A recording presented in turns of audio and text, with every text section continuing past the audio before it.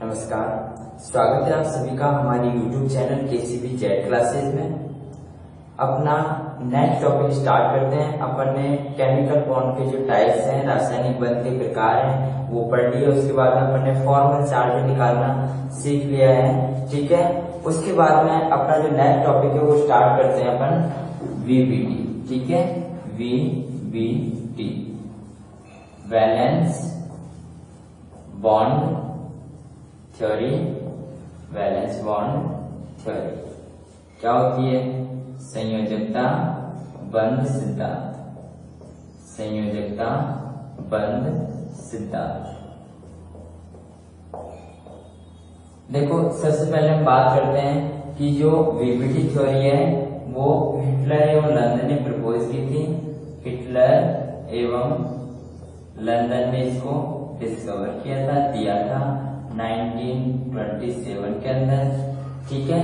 और जो इसका विस्तार है, ये तो दिया था सिद्धांत, और जो इसका विस्तार है वो किया था पॉलिंग एवं स्लेटर ने। पॉलिंग एवं स्लेटर ने इसका विस्तार किया था, ठीक है। सबसे पहले बात करते हैं कि VBT सिद्धांत होता क्या है, इसमें इम्पोर्टेंट बातें क्या ध्यान में रखनी है कि वैलेंस बॉन्ड थ्योरी, संयोजकता बंध सिद्धांत, क्या पता चलता है? नाम से ही पता चलता है कि इसके अंदर जो संयोजी कोष में इलेक्ट्रॉन होते हैं उनके बीच में अतिव्यापन होता है। कैसे होता है? देखो, इसमें सबसे पहली बात ये होती है कि किन्हीं भी दो परमाणु के अर्धपूरित कक्षक, किन्हीं दो परमाणु के संयोजी कोष के अर्धपूरित कक्षक, संयोजी कोष के अर्धपूरित कक्षक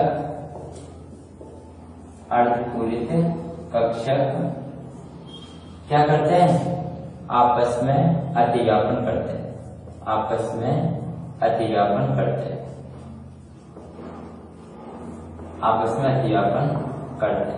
ठीक है। पहली बात तो ये होती है कि दो परमाणु के जो संयोजी कोष के अर्धपूरित कक्षक हैं वो आपस में अतिव्यापन करते हैं, ठीक है, पहली बात। दूसरी बात, ये जो अर्धपूरित कक्षक होते हैं इनमें इलेक्ट्रॉन के चक्रण की दिशा हमेशा विपरीत होती है। जो अतिव्यापन में जो अर्धपूरित कक्षक भाग लेते हैं उनमें उपस्थित इलेक्ट्रॉन के चक्रण की जो दिशा है वो कैसी होती है?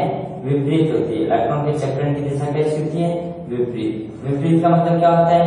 एक परमाणु का अर्धपूरित कक्षक ऐसा होगा तो दूसरे परमाणु का अर्धपूरित कक्षक ऐसा होगा, तभी इनके बीच में अतिव्यापन हो सकता है। एक ही डायरेक्शन में यदि होंगे तो अतिव्यापन नहीं होगा, ध्यान रखना। तीसरी बात होती है कि जो अतिव्यापन की मात्रा है वो इस पे किस पे डिपेंड करती है? जो बंध की सामर्थ्य है वो अतिव्यापन की मात्रा पर निर्भर करती है। कैसे? कि जितना ज्यादा अतिव्यापन होगा, अतिव्यापन की मात्रा डायरेक्टली प्रोपोर्शनल होती है। अतिव्यापन की मात्रा डायरेक्टली प्रोपोर्शनल होती है किसके? बंध की सामर्थ्य के ऊपर। कैसे? कि जितना ज्यादा अतिव्यापन होगा, जितने ज्यादा परमाणु जितने ज्यादा पास में आएंगे उसमें बंध की सामर्थ्य उतनी ज्यादा है, मतलब स्ट्रॉन्ग बॉन्ड बनेगा, एकदम मजबूत बंध बनेगा। तो जितना ज्यादा अतिव्यापन होगा, परमाणु पास में आएंगे, उतना ही ज्यादा उसके बंध की सामर्थ्य क्या होगी? ज्यादा होगी, बढ़ेगी। और जब भी अतिव्यापन होता है तो जो परमाणु है वो पास में आते हैं, तो पास में आते क्या होता है? वहां से ऊर्जा है वो निकलती है। तो यहाँ से अतिव्यापन से क्या होती है? अतिव्यापन से ऊर्जा मुक्त होती है। अतिव्यापन से हमेशा ऊर्जा क्या होती है? लिबरेट होती है, मुक्त होती है, ऊर्जा मुक्त होती है।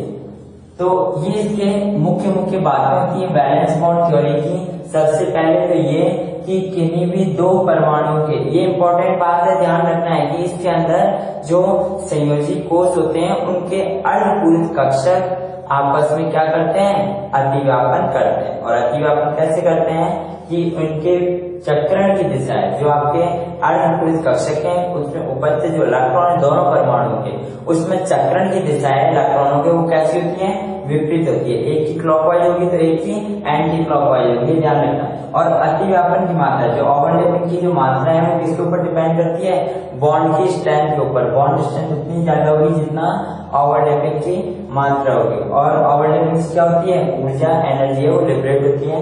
ये तो इसकी मुख्य बातें होती हैं। अब हम बात करते हैं कि अतिव्यापन क्या होता है। अपने अतिव्यापन वर्ड आया है तो अतिव्यापन क्या होता है इसके बारे में जानते हैं। तो देखो ये तो इसकी बातें हुई वीवीटी की क्या क्या मुख्य बातें होती हैं ये। उसके बाद में हम बात करते हैं इसका, और ये पॉलिंग ऑसिलेटर दिया था 1930 के अंदर, ठीक है। उसके बाद हम बात करते हैं कि इसमें अतिव्यापन है वो क्या होता है। अतिव्यापन ओवरलैपिंग के बारे में बात करते हैं। तो देखो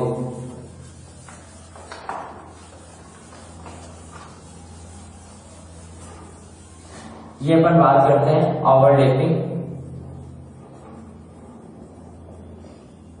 अतिव्यापन, ठीक है। अतिव्यापन क्या होता है, तो अतिव्यापन है सबसे पहले तो सिंपल सी डेफिनेशन होती है कि दो परमाणुओं के संयोजी कोष के अर्धपूरित कक्षक आपस में एक सह संयोजक बंध का निर्माण करते हैं, आपस में मिलते हैं। कोई भी क्या बोल रहा हूं, किन्हीं भी दो परमाणुओं के संयोजी कोष के अर्धपूरित कक्षक आपस में सह संयोजक आपस में मिलते हैं और सह संयोजक बंध का निर्माण करते हैं, वो आपका सीधा से कहलाता है अतिव्यापन। जो आपका अतिव्यापन है वो सिंपल से आपको ध्यान रखना है। इसके टाइप्स की बात करेंगे कि अतिव्यापन कितने टाइप का होता है। तो अतिव्यापन जनरली 3 टाइप का होता है।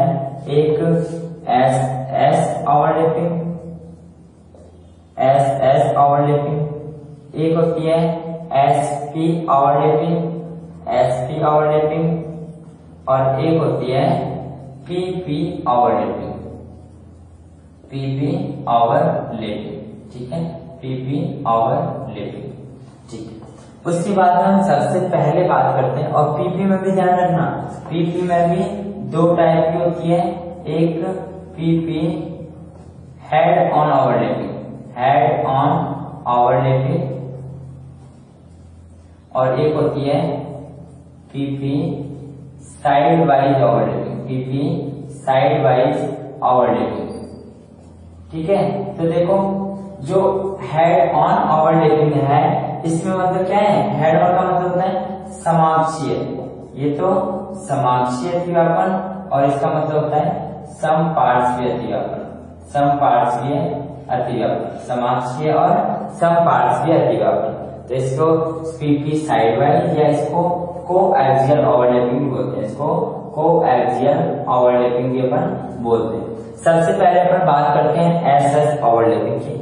तो एसएस ओवरलैपिंग का मतलब क्या है कि दोनों परमाणुओं के अर्धपूरित एस कक्षक आपस में मिलते हैं और एसएस ओवरलैपिंग करते हैं। कैसे करते हैं, एसएस का मतलब है कि दोनों परमाणु किसके होंगे, और दोनों परमाणुओं के अर्धपूरित कक्षक किसके होंगे, एस के होंगे, ठीक है। तो एस का जैसे मैं एग्जांपल की बात करता हूं, यहाँ पे हाइड्रोजन और दो हाइड्रोजन है। एक हाइड्रोजन का जो इलेक्ट्रॉनिक कॉन्फ़िगरेशन क्या होता है 1s1, इसका 1s1। तो यहाँ पे एक इलेक्ट्रॉन, अपन ने दूसरी बात की थी कि वीवीटी के अंदर 2 परमाणुओं के अर्धपूरित कक्षक भाग, ठीक है, पहली बात। दूसरी बात क्या थी कि इनके अंदर इलेक्ट्रॉन के चक्रण की जो दिशाएं कैसी होती है, विपरीत होती है। एक क्लॉकवाइज तो दूसरी एंटी क्लॉकवाइज होगी, ये ध्यान रखना है, ठीक है। तो इसके अंदर ये तो क्लॉकवाइज, ये एंटी क्लॉकवाइज। अब अपने को पता है कि यहाँ पे जो एस की जो आकृति होती है कैसी होती है, गोलाकार होती है। तो ये भी गोलाकार और ये भी गोलाकार, ये एस का, ये एस का। आपस में जब ये मिलते हैं अतिव्यापन होता है तो कैसे होता है, ये मिलते हैं और ये ऐसे मिलते हैं, ठीक है, ये मिल गए। तो यहाँ पे इन दोनों के बीच में एक सिग्मा बॉन्ड का निर्माण होता है, सिग्मा बंध का निर्माण होता है। ध्यान रखना कि सिग्मा बंध है वो सबसे स्ट्रॉन्ग बॉन्ड होता है, सबसे प्रबल बंध होता है। इसलिए आपको जब क्रियाशीलता बताई थी कि बंध की क्रियाशीलता किसकी ज्यादा होगी, तो ध्यान रखना है कि बंध की क्रियाशीलता ट्रिपल बॉन्ड की ज्यादा होती है। क्यों? क्योंकि ट्रिपल बॉन्ड है जो आपका त्रिबंध है वो आसानी से टूट जाता है, क्योंकि उसके पास दो पाई बंध होते हैं और दो पाई बंध है वीक पाई बंध होता है। जो पाई बंध है वो कैसा होता है? वीक होता है, इसलिए आसानी से टूट जाता है। और सिग्मा बंध है वो कैसा होता है? स्ट्रॉन्ग बॉन्ड होता है, प्रबल बॉन्ड होता है, इसलिए टूटता नहीं आसानी से। तो एस ओवरलैपिंग के अंदर आपको ध्यान रखना है कि किसका निर्माण होता है?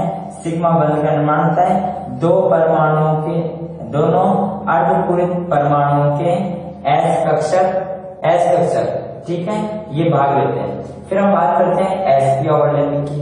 तो एस की ओवरलैपिंग में क्या होता है कि एक तो एस का, जैसे हम एग्जाम्पल की बात कर लेते हैं HF, ठीक है, HF ये एस का है और ये क्लोरीन पी का है। तो क्या कहेंगे कि एक दो परमाणु के अर्धपूरित, एक एस कक्षक और एक पी कक्षक के अर्धपूरित कक्षक आपस में भाग लेते हैं और अतिव्यापन करते हैं। कैसे? एस की आकृति है, हाइड्रोजन का इलेक्ट्रॉन विन्यास क्या होता है? 1s1। फ्लोरीन का क्या होता है? 1s2, 2s2, 2p5। तो 1s1 का तो ये हो गया। अब अपने को पता है 2s, ये 5 लास्ट पे लिख देता हूँ ना संयोजी कोष के। तो संयोजी कोष में आपके p में कितने हैं? 3, 4, 5, मतलब इसमें क्या है? 1 है। अब ये ध्यान रखना, ये अपन ने ये कहा था कि इसके अंदर विपरीत चक्रण में होते हैं इलेक्ट्रॉन। तो हम यहाँ पे शो नहीं करते हैं, लेकिन आपको ध्यान रखना है कि हमेशा दोनों विपरीत चक्रण में ही होंगे, तभी ओवरलैपिंग होगी। तो यहाँ पर बात करते हैं कि एस की आकृति जो होती है गोलाकार, और जो पी की आकृति कैसी होती है? डबलाकार होती है। ये डबलाकार, तो ये दोनों मिलते हैं, तो ये तो आपका गोलाकार हुआ और ये डबलाकार। तो यहाँ पे ये ओवरलैपिंग होती है और इस ओवरलैपिंग से भी सिग्मा बॉन्ड का फॉर्मेशन होता है, ये ध्यान रखना है। आपके एसएस ओवरलैपिंग से, एसपी ओवरलैपिंग से भी सिग्मा बॉन्ड का निर्माण होता है, ध्यान रखना।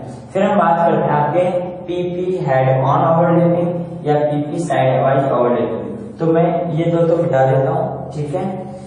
ये आपका एसएस ओवरलैपिंग हो गया, इसके अंदर एग्जांपल जैसे आपका हाइड्रोजन हुआ, ठीक है, ये H2, ये हाइड्रोजन, ठीक है। ऐसे अपन बात करते हैं फिर इस Sp के अंदर एक S का और दूसरे P का अर्धपूरित कक्षक भाग लेते हैं, फिर ठीक है। दोनों के अंदर सिग्मा बंध का निर्माण होता है, ये भी ध्यान रखना है आपको। सिग्मा बंध प्रबल होता है, इसका मुक्त घूर्णन संभव होता है, लेकिन आपका जो पाई बंध है उसका मुक्त घूर्णन संभव नहीं होता है। तो इसकी हम बात करते हैं, इसको मिटा देते हैं और इसके बाद में बात करते हैं पीपी समाक्षीय अतिव्यापन और समपार्श्वीय अतिव्यापन। तो देखो, जैसे हम बात करते हैं सबसे पहले पीपी हेड ऑन ओवरलैपिंग या समाक्षीय। इसके अंदर आपको ध्यान रखना है, हेड ऑन का मतलब क्या है कि सिर से सिर भिड़ते हैं दोनों। अब अपने को पता है कि पीपी का मतलब क्या है कि इसमें दोनों अर्धपूरित पर, दोनों परमाणु के अर्धपूरित पी कक्षक भाग लेते हैं अतिव्यापन के अंदर। दोनों परमाणुओं के अर्धपूरित पी कक्षक भाग लेंगे, तो पी कक्षक भाग लेंगे तो मतलब पी की आकृति कैसी होती है आपको पता है? डबलाकार होती है। तो देखो पी की एग्जांपल जैसे हम बात करते हैं इसकी, जैसे F2 फ्लोरीन के अंदर अपने को पता है, फ्लोरीन ले लो, सभी के अंदर क्या होता है कि आपके पीपी हेड ऑन ओवरलैपिंग होती है। जैसे फ्लोरीन के लिए तो यहाँ पे इसका 1, 2, 3, 4, 5 और इधर भी दूसरे फ्लोरीन, ये तो एक फ्लोरीन का क्या होता है 1s2, 2s2, 2p5 और इधर भी फ्लोरीन का इलेक्ट्रॉन विन्यास क्या होता है 1s2, 2s2, 2p5। तो यहाँ ऐसे यहाँ भी 1, 2, 3, 4, 5। तो यहाँ पे भी ये दोनों परमाणुओं के अर्धपूरित कक्षक हैं, ये भाग लेंगे। एक की आकृति कैसी होती है पी की, ये डबलाकार, तो ये एक भी, दूसरे की भी डबलाकार, तो ये दूसरा भी, ये एक भी, ये दूसरा भी, दोनों आपस में अतिव्यापन करते हैं। कैसे? ये एक का और ये दूसरे का, तो इन दोनों ने यहाँ क्या किया अतिव्यापन हुआ और दोनों के अतिव्यापन से किसका निर्माण होता है? यहाँ भी सिग्मा बंध का निर्माण होता है। तो आपको ध्यान रखना है कि SS, SP और PP समाक्षीय या हेड ऑन ओवरलैपिंग से सिग्मा बंध का निर्माण होता है, ठीक है, ध्यान रखना है। फिर हम बात करते हैं पीपी साइड वाइज ओवरलैपिंग। इसमें तो आपको दोनों का जो पी कक्षक थे उनका सिर से सिर बढ़ाना था। यहाँ पे क्या करना है, PP side wise. Side wise का मतलब क्या होता है कि एक के साइड में दूसरा, मैं यहाँ खड़ा हूँ, मेरे साइड में मेरे जैसा एक और खड़ा हो, तो दोनों के बीच में जो ओवरलैपिंग होगी वो कैसी होगी, साइड वाइज ओवरलैपिंग होगी, मतलब साइड से साइड में। ठीक है, तो देखो यहाँ पर अपन बात करते हैं इसकी पीपी साइड वाइज ओवरलैपिंग। तो इसमें जैसे हम बात करते हैं आपका O2 हुआ, ठीक है, O2 का जो इलेक्ट्रॉनिक कॉन्फ़िगरेशन वो क्या होता है 1s2 2s2 2p4। अब 2p4 है मतलब इसके पास दो अर्धपूरित कक्षक हैं। देखो P में कितने हैं, 1 2 3 4, तो 2 इसके पास है, ऐसे 1 2 3 और ये 4, तो 2 इसके पास है, 2 इसके पास। तो इसमें साइड वाइज ओवरलैपिंग कैसे होती है, देखो ये एक कक्षक, ठीक है, और ये ऐसे इसका एक कक्षक हो गया, ऐसे होती है। सिंपल से समझो पहले तो कि साइड वाली ओवरलैपिंग है वो ऐसे होती है दोनों से, ठीक है, साइड से साइड में होती है। ये तो सिर से सिर बढ़ जाता है इनमें तो दोनों का, लेकिन इसके अंदर साइड से बढ़ते हैं, सिर नहीं बढ़ता है इनका, ध्यान रखना है, साइड से ओवरलैपिंग होती है। तो इसके अंदर देखो जैसे हमने ऑक्सीजन लिया, ऑक्सीजन के दो अर्धपूरित कक्षक है, तो दो अर्धपूरित हम कैसे बनाएंगे, ये देखो सबसे पहले तो आपको क्या करना है, ऐसे बनाना है, ये ऐसे बनाना है, और इसमें एक कक्षक ये, दूसरा कक्षक ये, ठीक है, ऐसे दूसरे का ऑक्सीजन का ये ऐसे बना देना पहले, फिर आपको ऐसे और ये ऐसे, ठीक है। ये मैं बैठा देता हूँ ना, इधर फिर जगह नहीं बचेगी, ये बैठा देता हूँ यहाँ। तो इसमें भी सिग्मा बॉन्ड का निर्माण होता है। यहाँ देखो कैसे होता है,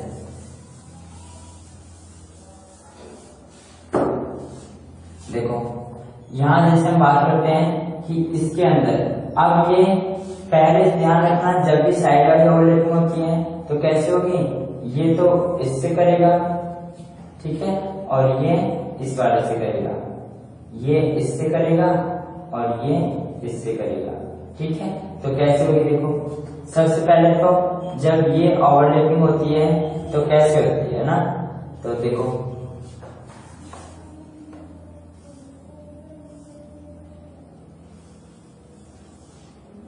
जब मान लो ये ओवरलैपिंग हो रही है ना, ये एक मान लो px कक्षक, ये py कक्षक, और यहाँ पे भी ये दूसरे का px और py।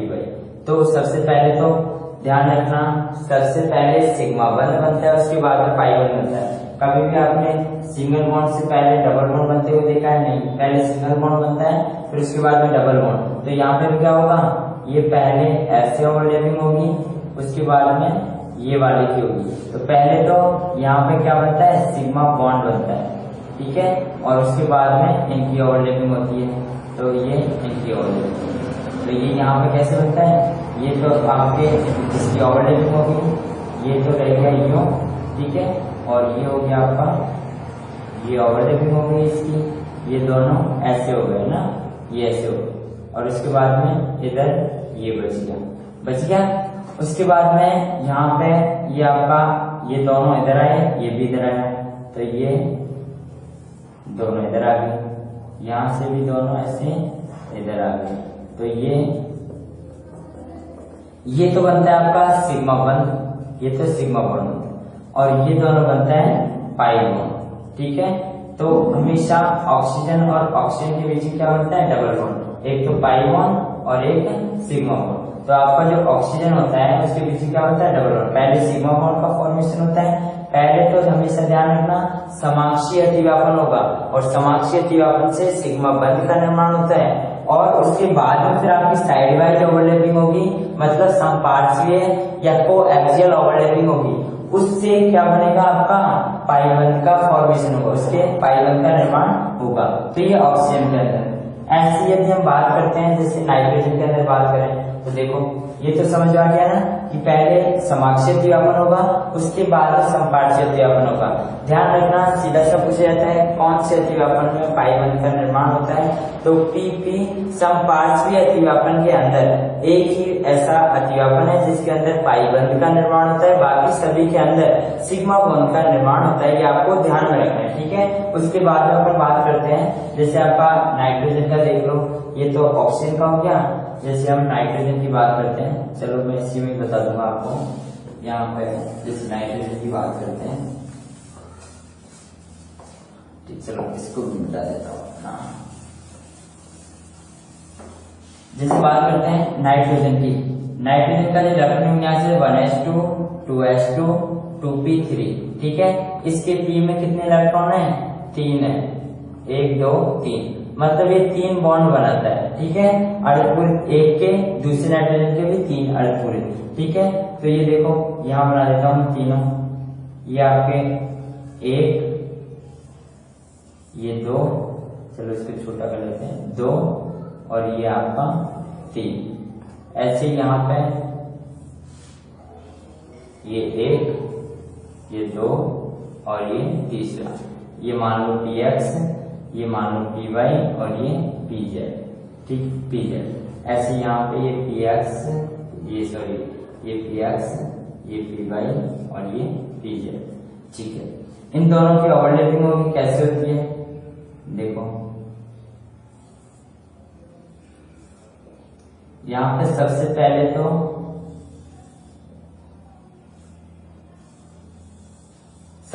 तो क्या बनेगा? सिग्मा बॉन्ड का फॉर्मेशन होगा। उसके बाद में एक कक्षक बचा आपका ये और एक बचा ये, एक ये और एक ये। तो पहले इससे बनेगा और उसके बाद में फिर इससे फॉर्मेशन होगा। ऐसे यहाँ पे पहले इससे बनेगा और उसके बाद में फिर इससे बनेगा। तो इस तरीके से नाइट्रोजन और नाइट्रोजन के बीच में ट्रिपल बॉन्ड बनता है। एक तो सिग्मा बॉन्ड इससे बन गया, एक सिग्मा बॉन्ड ये बन गया, ठीक है। आधा पाई इससे, आधा पाई इससे, तो ये 1 पाई हो गया। ये आधा पाई नीचे बनता है, पूरा नहीं होता है। और इससे भी आधा पाई ये ऊपर और आधा पाई ये नीचे, ठीक है।